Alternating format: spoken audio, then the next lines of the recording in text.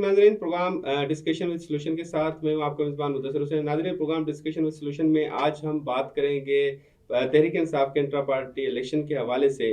तहरीक इंसाफ से बल्ला क्यों छिना गया, इसके पीछे भी एक बड़ी अहम मामलात हैं। खासतौर पे इस वजह से छिना गया क्योंकि उन्होंने पार्टी ने इलेक्शन नहीं करवाया था अपनी पार्टी के अंदर, और इसी हवाले से फॉरेन फंडिंग के मामले में भी अकबर एस बाबर जो है दरख्वास्त गुजार रहे, और उन्होंने 8 साल से ज़ायद जो है इस हवाले से जद्दोजहद की, और बिलाकर उनका फैसला आ चुका, इलेक्शन कमीशन का फैसला भी आ गया। अभी इंट्रा पार्टी इलेक्शन इससे पहले करवाया गया, बैरिस्टर गोहर चेयरमैन मुंतखब हुए। अब 3 मार्च को दोबारा Tehreek Insaf intra party election करवा रही है। ये इंट्रा पार्टी इलेक्शन फेयर है नहीं है, इस हवाले से एक बार फिर अकबर एस बाबर साहब मैदान में आ चुके हैं और उन्होंने इस हवाले से पेशरफ शुरू कर दी। अकबर एस बाबर हमारे साथ इस वक्त मौजूद हैं। बाबर साहब, सबसे पहले आपको खुशामदीद कहते हैं। सबसे पहले ये बताइएगा कि अभी जो 3 मार्च को इंट्रा पार्टी इलेक्शन हो रहा है तहरीक इंसाफ का, इसको रुकवाने के लिए आपने कोई स्ट्रगल शुरू की है या इस हवाले से किसी फोरम से रुजू किया है कि ये क्या मामला है जी? आपको तो साइड पे रखा हुआ, आप बानी रहनुमा है पीटीआई के। बिस्मिल्लाहिर्रहमानिर्रहीम। देखिए, ये इंट्रा पार्टी इलेक्शंस जो है ये अब 2 साल हो गए और पाकिस्तान तहरीक इंसाफ अपने कानूनी तकाजे पूरे नहीं कर रही। 23 नवंबर को पिछले साल जब इलेक्शन कमीशन ने ये फैसला किया कि इनकी जो इंट्रा पार्टी इलेक्शंस है वो कालादम करार दिया और इनको एक 20 दिन का मौका दिया जी, और साथ ये भी कहा कि 20 दिन में अगर वो कानून के मुताबिक इलेक्शन नहीं कराते तो उनका इलेक्शन सिंबल जो है वो खतरे में पड़ सकता है जी। अब तवक्को तो ये की जानी चाहिए थी कि उस 20 दिन की एक मोहलत से फायदा उठा के ये शफाफ इलेक्शन कराते और वर्कर्स को मौका देते कि वो एक शफाफ तरीके से इंट्रा पार्टी इलेक्शन कराएं, अपनी क़यादत का इंतखाब करें और तो एक हाई मॉरल ग्राउंड भी वो गेन करते। और फिर जो कौमी इलेक्शंस है उसमें फिर उनका ये जो बयानिया था कि ये शफाफ होने चाहिए या उसमें कुछ सवालात थे, उस पर एक मॉरल आपके हाई मॉरल ग्राउंड भी आप अचीव करते कि देखिए जी आपने अपनी जमात में एक शफाफ इलेक्शन कराए, इसमें कोई शिकायत नहीं थी और वर्कर्स को ये आईनी इख्तियार जो उनका है उनको मौका मिला अपनी मर्जी का क़यादत। लेकिन उन्होंने ऐसा नहीं किया और मैंने इनको पूरा मौका भी दिया। मैंने इनसे रिक्वेस्ट भी की कि आप ये जो करने जा रहे हैं ये शफाफ नहीं है, जिसकी वजह से फिर हमने इसको इलेक्शन कमीशन में चैलेंज किया जी। और फिर एक लंबी दास्तान है, पेशावर हाई कोर्ट में गए, स्टे लिया, पहले कहा कि इलेक्शन कमीशन को रोका जाए, फिर 24 घंटे में फैसला सुनाया जाए और बात जाके 22 दिसंबर को फिर इलेक्शन कमीशन ने दोबारा फैसला दिया और ये जो ताज़ा तरीन इन्होंने इलेक्शन कराए थे उसको भी कलअदम 2 दिसंबर को उसको भी कलअदम करार दिया और साथ ही जो बल्ले का निशान था, क्योंकि वो एक कानूनी तकाजा आप पूरा करेंगे तो फिर आपको निशान मिलेगा, तो निशान भी ले लिया गया, जिससे जाहिर है पाकिस्तान तहरीक इंसाफ को नुकसान पहुंचा और मैं बार बार इसकी निशानदेही भी करता रहा। अब उसका ये नतीजा निकला कि आज देखिए आज भी फैसला महफूज किया इलेक्शन कमीशन ने रिजर्व सीट के हवाले से, तो इसके बड़े संगीन नताइज निकले हैं। लेकिन मुझे अफसोस ये कहना पड़ता है कि इन्होंने फिर दरमियान में एक और कोशिश भी की। वो ये कोशिश थी कि फरवरी के पहले हफ्ते में एक और इंट्रा पार्टी इलेक्शन का ऐलान कर दिया, इलेक्शन से पहले, आम इंतखाबात से पहले कर दिया कि हम एक और इंट्रा पार्टी इलेक्शन कराएंगे, तो जिसको मैंने फिर चैलेंज भी किया। मैंने साथ ही ऐलान कर दिया कि देखिए आप ये ना करें, इससे बहुत ज्यादा आपको मजीद नुकसान होगा। तो फिर इन्होंने वो इंट्रा पार्टी इलेक्शन उसे मंसूख कर जो फरवरी के पहले हफ्ते में इन्होंने। अच्छा, वो इंतखाबात आपके कहने पे मंसूख किए थे या उनकी कोई स्ट्रेटेजी थी? आपके मशवरे के बाद उन्होंने मंसूख किए थे वो इंतखाबात? ये तो खैर ये तो मेरे लिए कहना मुश्किल है, लेकिन बहरहाल मैंने उस मौके से फायदा उठा के उसी दिन मैंने एक प्रेस कॉन्फ्रेंस की जी हाँ, और उस प्रेस कॉन्फ्रेंस में मैंने इनको दावत दी कि फाउंडिंग चेयरमैन जो है वो इस हमारा कोई मकसद नहीं है सिवाय इसके कि शफाफ इंट्रा पार्टी इलेक्शन हो, वर्कर्स को मौका मिले। और अभी मैं आपको मजीद जो बातें बताऊंगा जो इस वक्त हो रहा है उस हवाले से भी जो हकायक सामने आ रही है तो बड़ी अफसोसनाक है। तो हमारा कोई मकसद नहीं है, ना मेरा कोई मकसद है किसी पार्टी का पोस्ट पे आना या कब्जा करना या पार्टी पे, सिर्फ ये है कि एक इदारा बने, शफाफ इलेक्शन हो। तो मैंने पेशकश की कि फाउंडिंग चेयरमैन जो है वो अपनी तरफ से एक वकील को नामजद करें, हम एक वकील को नामजद करते हैं, एक टर्म्स ऑफ रेफरेंस बनाए बातचीत का कि कोई ऐसे कोई इतने कॉम्प्लेक्स, अगर आपकी नीयत साफ है तो कोई इतना बड़ा मसला नहीं है कि इसके लिए एक तरीकेकार वजह किया जा सके। और फिर 3-3 नुमाइंदे हों दोनों तरफ से, वो बैठ के, और इलेक्शन कमीशन ऑफ पाकिस्तान जो कि एक रेगुलेटरी बॉडी है, जैसे कि सिक्योरिटी एक्सचेंज कमीशन है कंपनीज की, सियासी जमातों की रेगुलेटरी बॉडी इलेक्शन कमीशन है। अब इलेक्शन कमीशन का एक बड़ा अहम रोल है पार्टी के इंट्रा पार्टी इलेक्शन के हवाले से, क्योंकि तारीख गुजर चुकी है, वक्त गुजर चुका है, 5 साल ज्यादा अरसा हो चुका है, इनके इंट्रा पार्टी गैर कानूनी डिक्लेयर हो चुके हैं। जी तो बहुत सारे बुनियादी सवाल होते हैं, उस पर भी मैं अभी आपके सामने आऊंगा। जी तो हमने ये तजवीज पेश की कि देखिए कि इसके ये अमल इख्तियार करते हैं, और इस जरिए से फिर जो नताइज निकलेंगे इलेक्शन कमीशन को भी ऑन बोर्ड लेते हैं, ताकि वो कानूनी तकाजे पूरे किए जाए। अब इस वक्त हमारी सूरत हाल क्या है पार्टी की? लेकिन पार्टी जो है कानूनी तौर पे ये मुकम्मल तौर पे लीडरशिप वॉइड है, लीगली, पॉलिटिकली नहीं, लीगली वॉइड है। ये वो इसलिए कि जब 22 दिसंबर को इलेक्शन कमीशन ने फैसला किया और इलेक्शन को नल एंड वॉइड किया और बल्ले का निशान ले लिया, जिस फैसले की तौसीक भी कर दी सुप्रीम कोर्ट ऑफ पाकिस्तान ने 13 जनवरी को, और फिर तफसीली फैसला भी आ गया। तफसीली फैसले में वो यहाँ तक लिखते हैं कि जो इस वक्त जो चेयरमैन है, खुद साहब सेल्फ अपॉइंटेड चेयरमैन, उनके बारे में लिखते हैं फैसले में, पेज नंबर 14 में ये लिखा हुआ है।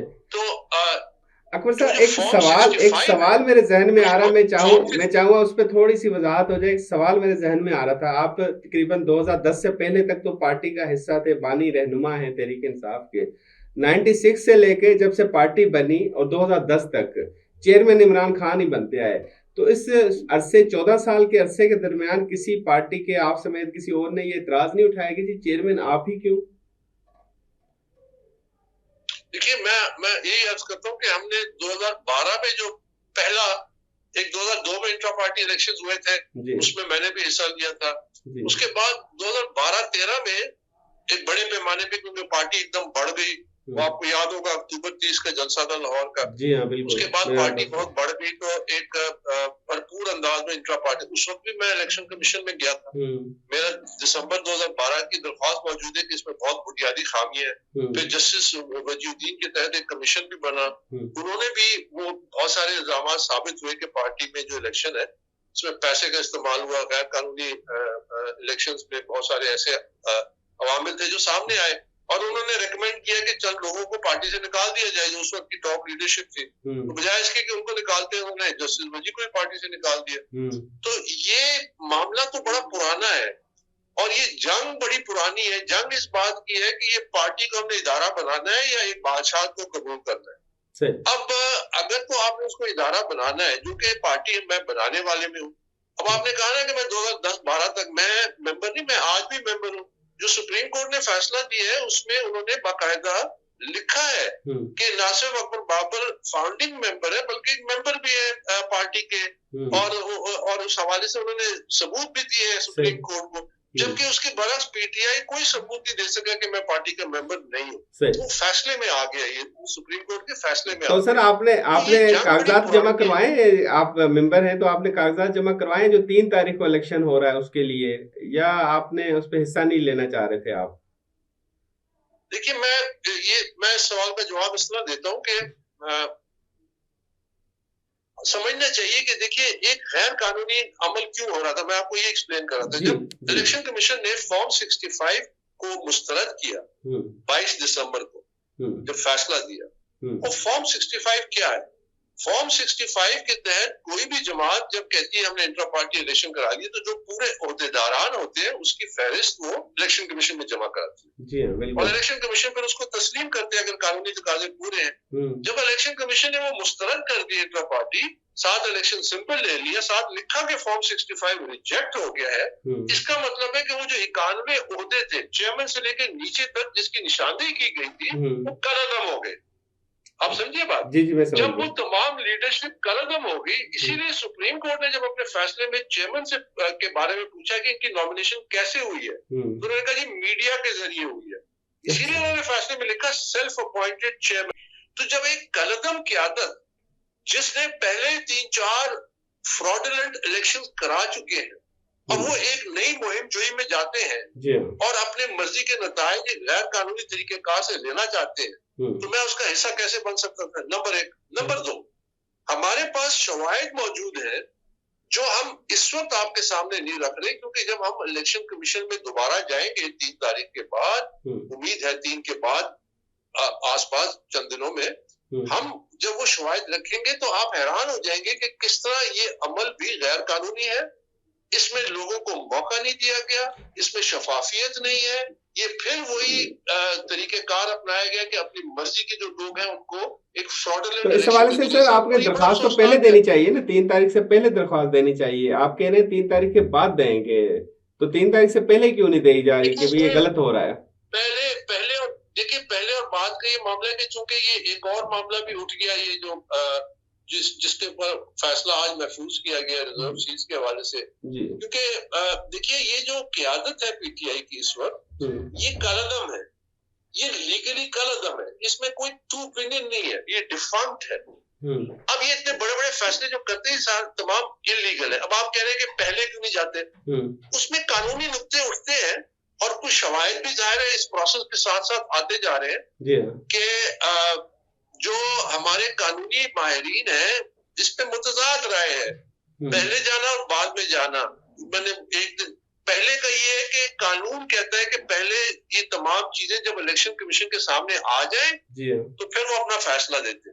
तो शायद कानून में ऐसी गुंजाइश ना हो, या शायद मैं कह रहा हूँ, मैं इस पे कोई मुकम्मल मेरी राय नहीं है कि शायद कानून में ऐसी गुंजाइश ना हो कि इलेक्शन कमीशन इलेक्शन से पहले इंटरवीन करे। जब इलेक्शन हो जाए, तमाम जो कागजात जमा हो जाए और फिर शिकायत है और शिकायत के साथ जो सबूत है तो फिर उस पर फैसला। तो बाबर साहब, अगर 3 तारीख के बाद आप कोर्ट्स से रुजू करते हैं तो उसके बाद ये जो पार्लियामेंटेरियन पीटीआई के जो आजाद बन के फिर उन्होंने सुन्नी इत्तेहाद के साथ, तो इनका मुस्तकबिल तो अफेक्ट नहीं होगा आपके इस फैसले से? ये बाद में जाते हैं। देखिए, इनका जहां तक मेरी जाती राय में, कानून ये कहता है कि एक शख्स अगर आजाद उम्मीदवार के तौर पे इलेक्शन लड़ा, जो कि लड़े, तो उनके पास ये 72 घंटों में एक फैसला करना होता है कि अगर वो किसी ऐसी जमात में शामिल हो जाए जो पार्लियामेंट में एग्जिस्ट करती है, उसका इलेक्शन सिंबल फिर उनको मिल जाता है, वो जमात की उस पार्लियामेंट्री पार्टी का हिस्सा बन जाते हैं। और लेकिन इंडिपेंडेंट वो किसी भी सियासी जमात जो पार्लियामेंट में है उसमें ज्वाइन तो कर सकते हैं, उनका कानून इख्तियार है। लेकिन क्या वो एक ऐसी जमात जिसका जो पार्लियामेंट में एग्जिस्ट ही नहीं करती, एक तो था ना मेरा ख्याल है, सुन्नी इत्तेहाद का एक मेंबर तो था, वहदत मुस्लिमीन सुन्नी इत्तेहाद का एक मेंबर तो मेरा ख्याल जीत के आया था, तो एग्जिस्ट तो करती है वो पार्टी। वो आजाद जीत के आए थे, वो आजाद जीत के आए थे। अच्छा। वो भी अपनी पार्टी के टिकट पे और इलेक्शन नहीं लड़े थे। और बड़ी दिलचस्प बात ये है कि अगर आप शायद रिकॉर्ड चेक करें तो जो पार्टी है, ये जो जिसको ये आजाद उम्मीदवारों ने ज्वाइन किया है, इनको शायद पार्टी की हैसियत से चंद 100 वोट मिले। तो ये देखिए, ये बेसिकली अगर सियासी अंदाज में देखा जाए तो ये कानून को सर्कमवेंट करने की कोशिश की जा रही है। ये एक पॉलिटिकल फ्रॉड है। अच्छा। ये खुद कहते हैं, आज भी प्रेस कॉन्फ्रेंस में कह रहे थे कि तहरीक इंसाफ के कारकुन जो कि अब सुन्नी इत्तेहाद में शामिल हो चुके हैं, जब आप साइंड एफिडेविट्स, स्वॉन एफिडेविट्स देते हैं कि आप किसी और जमात में चले गए, तो फिर उनका पीटीआई से तो कोई ताल्लुक नहीं हुआ ना। बिल्कुल। देखिए, तमाम जो लाएमल इन्होंने अपनाया है, ये ना सिर्फ गैर कानूनी है, पॉलिटिकली गलत है, इसके लीगल बड़े सीरियस कॉन्सिक्वेंसेस होंगे। और भी रास्ते थे। मैंने आपसे अर्ज किया ना कि ये क्यों नहीं कानून के रास्ते पे चलते, क्यों नहीं अफवाह और तफरीक के रास्ते पे चलते, क्यों नहीं एक ऐसा रास्ता अपनाते जिससे पाकिस्तान तहरीक इंसाफ की कानूनी हैसियत भी बहाल हो जाए, इलेक्शन का सिंबल भी वापस मिल जाए और उसकी पार्लियामेंट्री हैसियत भी बहाल हो जाए। लेकिन वो कहते हैं ना, हमारा चेयरमैन नहीं रहेगा ना, इमरान खान फिर उसमें हिस्सा नहीं रहेंगे ना, तो इसलिए वो शायद ये रास्ता इस्तेमाल करते हैं। दोबारा कहिए। वो कहते हैं ना कि हमारे चेयरमैन बतौर चेयरमैन इमरान खान वो पार्टी का चेयरमैन नहीं रहेगा, इसलिए वो शायद दूसरा रास्ता इस्तेमाल नहीं करते ना, यही उनका ज़ाहिर ख्याल है ना, गौहर साहब हो या दीगर। जो चेयरमैन तो अभी भी नहीं है। नहीं, वो चेयरमैन तो वो रहे ही नहीं। मुस्तकबिल देखिए ना, जब मुस्तकबिल के लिए वो कोई मुस्तकबिल की फैसले आ स्ट्रेटेजी गए के मुताबिक तो बस अकॉर्डिंग या टू तो वो शोएब शाहीन और अकॉर्डिंग टू वेस्ट गोल के मुस्तकबिल में फिर हमारा वो सिनेरियो नहीं बन पाएगा, तो इसलिए हमें ये रास्ता इख्तियार करना पड़ता है। देखिए, आपने जो सवाल किया इसका जरा मुझे कुछ टाइम दीजिए, मैं चंद मिनट में आपको जी समझाता हूँ। जी पाकिस्तान तहरीक इंसाफ का एक बड़ा मकसद था, ये पाकिस्तानी सियासत में बुनियादी तब्दीलियां लाने के लिए बनी थी ये, और उसी सूरत में ये तब्दीलियां आ सकती थी कि हमने पार्टी को इदारा बनाना थी, जमहूरी इदारा बनाना था। यहाँ की लीडरशिप जो थी वो जवाबदेह होती, कानून के ताबे होती, और ये अमल हमने अपनी पार्टी से शुरू करना था। याद रखिए कि ये जमात इसलिए नहीं बनी थी कि एक शख्स को हमने वजीर आजम बनाना था, ये पर्सनल ग्लोरी के लिए नहीं थी, ये नेशनल ग्लोरी के लिए ये पार्टी बनी थी। ठीक है, अब आप समझिए कि ये जो जंग है जिससे जाहिरन पार्टी को नुकसान तो हुआ, ये तो मैं उस वक्त भी कहता था, लेकिन इस नुकसान की जिम्मेदारी मेरे ऊपर नहीं डाली जा सकती। वो लोग ताले आजमा जो इस पार्टी को इक़्तिदार के लिए हाईजैक करके अपनी मनमानी करने के लिए, और फिर जिस किस्म की सियासत अपनाई गई पिछले 10-12 सालों में, जो इंतशार की सियासत अपनाई गई, जो तसादुम की सियासत अपनाई गई, जो इदारों को कन्फ्रंट किया गया, जो पाकिस्तान के कौमी सलामती के इदारों को बदनाम किया गया, ये पाकिस्तान तहरीक इंसाफ इसलिए नहीं बनी थी। मैं इलेक्शन कमीशन के बाहर खड़े होकर पहले दिन से कई सालों से ये कह रहा हूँ कि ये जो सियासत है तसादुम और इंतशार की, इससे ना सिर्फ पाकिस्तान को नुकसान होगा, पाकिस्तान की मईशत को नुकसान होगा, पाकिस्तान की जो इदारे हैं उसको नुकसान होगा, ये पार्टी को भी नुकसान होगा और पार्टी की लीडरशिप को भी नुकसान होगा। ये एक सेल्फ डिस्ट्रक्टिव पूरी सियासत है। हमने इस सियासत को जड़ से उखाड़ना है, हमने इस शर और इंतशार की सियासत को जड़ से उखाड़ना है। वो उसी सूरत में हो सकती है कि यहाँ डेस्पोटिज्म और ये जो लीडरशिप जो मुतलकन अनाज जो बादशाह बन जाए, जो स्याह सफेद के मालिक बन जाए, जो पार्टी को सिर्फ अपने इक़्तिदार के लिए इस्तेमाल करे। इसीलिए मैंने बारहा कहा कि तमाम जमातों में ये कानून लागू करें। यहाँ जमातों में जो है ये सिर्फ खानदानी और शख्सी कंट्रोल में है और इक़्तिदार की एक सीढ़ी मतलब है, ये और आपकी ये जो जंग आपके है वो सामने पीपल्स पार्टी, नून नतायज के लीग, जरिए तहरीक आपके इंसाफ सामने सबके आ लिए। गया है। हमने ये बुनियादी, देखिए ये बुनियादी तब्दीली लानी है। मैं आपके प्रोग्राम में आज ये प्रेडिक्ट करना चाहता हूँ कि जो होने जा रहा है खैबर पख्तूनख्वा में, इंतहाई गैर जिम्मेदार किस्म की सियासत यहाँ शुरू हो गई है। जिन लोगों को नॉमिनेट किए जा रहे हैं वो हरगिज ये अहल नहीं है, वो सिर्फ एक शख्स की मर्जी के मुताबिक। क्या कोई पार्लिमानी पार्टी का इजलास हुआ? क्या पार्लिमानी पार्टी ने अपनी लीडरशिप का इंतखाब किया? क्या कोई किसी के सवाल जवाब किया गया कि कौन अच्छा है कौन बुरा है, मेरिट पे कौन उतरता है? एक शख्स ने जेल में बैठ के ऐलान कर दिया कि वो शख्स जो है फलाने सूबे का चीफ मिनिस्टर बनेगा, वो प्राइम मिनिस्टर का कैंडिडेट होगा। ये बादशाहत है। आप देखिएगा कि केपी में जो हालात है, अमन और अमान के हालात आने वाले दिनों में वो खराब से खराबतर होते जाएंगे। कौन इसका जिम्मेदार होगा? आपने जो मीडिया है, आपको ये समझना चाहिए कि ये नेशन बिल्डिंग के लिए हमारी सियासत में बुनियादी तब्दीली की जरूरत है। वो मैं उस तब्दीली के लिए वो जंग लड़ रहा हूँ। मैं इसमें अपने लिए कोई इक़्तिदार जी बाबर साहब, आखिर में मुख्तसरन, क्योंकि आपकी गुफ्तगू से ये तासुर तो मिलता है कि ये जंग जो आप लड़ रहे हैं इतने सालों से, ये सिर्फ एक पार्टी का निजाम दुरुस्त करने के लिए नहीं, ये पीपल्स पार्टी, पीटीआई, नून लीग, सब पार्टियों के ऊपर एक तरह की आपकी जंग है। इसको हम इस तरह दुरुस्त समझ सकते हैं, आपका यही मौक़िफ़ है, क्योंकि आप सब पार्टियों का निजाम दुरुस्त करना चाहते हैं कि वो इंट्रा पार्टी इलेक्शन सही फेयर करवाएं। ना सिर्फ देखिए बिल्कुल सही, ना सिर्फ इंट्रा पार्टी बल्कि दो चीजें करनी है। याद रखिए मेरा प्रोग्राम आप रख लीजिए कि पाकिस्तानी सियासत में ये दो बुनियादी तब्दीलियां नहीं आई तो पाकिस्तान की सियासी, मैं वाहिद शख्स नहीं था जो इलेक्शन से पहले कहता था आप 10 इलेक्शन करा लें इंतशार बढ़ेगा, आप 10 इलेक्शन करा लें पाकिस्तान की मईशत ठीक नहीं होगी, आप 10 इलेक्शन करा लें पाकिस्तान में सियासी इस्तेकाम नहीं आएगा। क्या हम उस तरफ अदम इस्तेकाम की तरफ मजीद नहीं बढ़ रहे? आप देखेंगे हर चीज चैलेंज की जाएगी, रिजर्व सीट्स को चैलेंज किया जाएगा, इलेक्टेड हुकूमत जो आई है उनको चैलेंज किया जाएगा, ये स्ट्राइक बढ़ती जाएगी। क्यों? क्योंकि गैर जिम्मेदार क़यादत है जो सिर्फ सियासी जमात को अपने इक़्तिदार के लिए इस्तेमाल कर रही है और वर्कर्स को इस्तेमाल कर रही है। यही वो बात है कि तमाम सियासी जमातों में दो काम कर रहे हैं, एक शफाफ इंट्रा पार्टी इलेक्शंस करवाने हैं जो इलेक्शन कमीशन मॉनिटर करे, और दूसरा ये कि वहां की फाइनेंसिंग, क्योंकि जब गैर कानूनी फंडिंग 8 साल जब मैं इंट्रा पार्टी इलेक्शन लड़ा तो मैं कहता था कि ये कौमी सलामती का मामला है। आज उसके नताइज सामने आने शुरू हो गए हैं। अगर उस वक्त कार्रवाई की जाती है और तमाम पार्टियों की, आप ये 2 महीने में ये अमल मुकम्मल कर सकते हैं। आप अगर ये इलेक्शन 6 महीने बाद ये तमाम 2 काम करके करते तो पाकिस्तान की सियासत बदल जाती, एक बेहतर और काबिल और बासलाहियत क़यादत सामने आती। ये इंतशार आप देखिएगा, ये मेरी और आपकी हद से बात नहीं, आप आने वाले दिनों में देख लीजिएगा। फिर आप कहेंगे कि अच्छा ये हमारे मुल्क में इंतशार क्यों बढ़ रहा है? इसकी वजह है कि हमारी सियासी जमातें महज एक सीढ़ी है इक़्तिदार की, चंद खानदानों और शख्सियात की। हमने इस निजाम को बदलना है। जिस दिन हमने उस तरफ राय रास्त पे चलना शुरू किया, पाकिस्तान की सियासत बदल जाएगी और मस्बत सियासत आएगी, लोगों के मसाइल हल होने लगेंगे, काबिल लीडरशिप सामने आएगी। जब तक हम नहीं करेंगे, हम इसी तरह उलझे रहेंगे। सही, बहुत-बहुत शुक्रिया अकबर एस बाबर साहब, आपने अपना कीमती वक़्त दिया प्रोग्राम में तफ़सीली तौर पे गुफ्तगू की। नाज़रीन, आज के प्रोग्राम में हमने अकबर एस बाबर साहब की गुफ्तगू की, इंट्रा पार्टी इलेक्शन के हवाले से भी तफ़सीली तौर पे बातचीत की और तहरीक इंसाफ समेत नून लीग, पीटीआई और पीपल्स पार्टी, तीनों पार्टियों में इंट्रा पार्टी इलेक्शन फेयर होने चाहिए, फेयर क़यादत आनी चाहिए ताकि अवाम के इश्यूज़ हल हों। इसके साथ अपने मेज़बान मुदस्सिर को दीजिएगा इजाज़त। अल्लाह हाफ़िज़।